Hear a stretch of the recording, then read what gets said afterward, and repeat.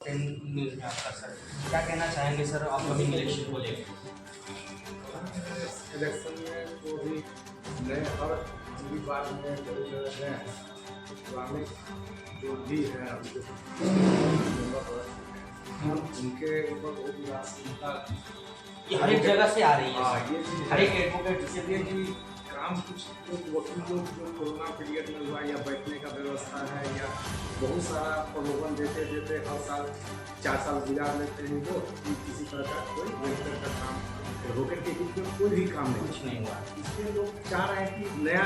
नया जो जनरेशन का जो नया जो एडवोकेट जो बन के आएंगे हिंदुस्तान में तो कुछ काम करेंगे उनके प्रति जो है थोड़ा सा शौक होगा जी है। हर बात में हम भी जाते हैं जैसे मधुबनी को तो भी है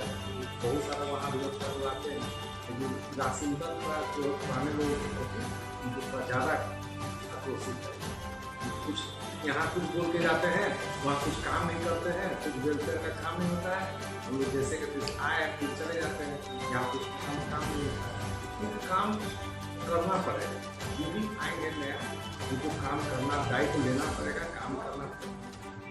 जी सर बहुत बहुत धन्यवाद सर आपने अपना विचार रखा। सर एक लास्ट चीज़ आपसे जानना चाहेंगे सर ये पटना सेशन कोर्ट है सर। पटना सेशन कोर्ट आज हमने आज भी विजिट किया वहाँ पे एक भवन है जो खाली हो गया है उसको लेकर मारपीट की 2 दिन से रेगुलर हो रहा है सर। वहाँ पे सीटिंग अलॉटमेंट को लेकर तो सर इस मतलब कहाँ की कमियाँ आपको कहाँ की कमियाँ महसूस होती है कि सर ये सीटिंग अलॉटमेंट को लेकर जो लड़ाई झगड़ा चल रहा है? इसमें जो सेक्रेटरी वहाँ के जो प्रेसिडेंट सेक्रेटरी जो स्पीचिंग में है उन लोग को एक बना सीनियरिटी के हिसाब से कुछ पैनल बना देना चाहिए कि जो सीटिंग का अरेंजमेंट कैसे हो।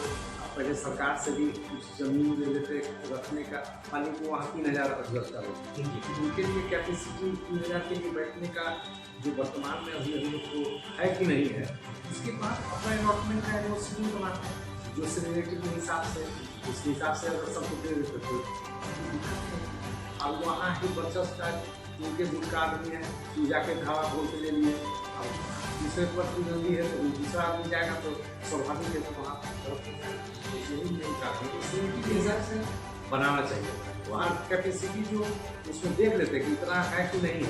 है तो ठीक है उस हिसाब से बनाते लेते क्योंकि दूसरा ट्रेनिंग अलॉट कीजिए तभी वहाँ जनता लग जाएंगे तभी टूटेगा नहीं तो नहीं टूटेगा। वो अधिवक्ता अपना वहाँ अधिकार जमाते वहाँ सरकार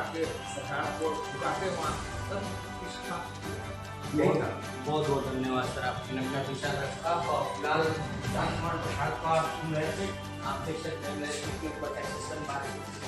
जो दफ्तर है वहाँ पे अपकमिंग इलेक्शन को लेकर हमारी चैनल सर्वे करते करते आज पहुँची है जिनमें 3 अधिवक्ताओं सर ने अपना बयान रखा और यहाँ तक ये भी एक सोल्यूशन भी बताया कि पटना सेशन कोर्ट के अंदर जो ये लड़ाई झगड़ा जो चल रही है जिसके FIR भी अभी तक हो चुकी है इस पर एक 2019 का रिट पिटीशन भी पटना हाईकोर्ट में पेंडिंग चल रहा है लेकिन उस पर कोई भी फाइनल ST ऑर्डर को लेकर कुछ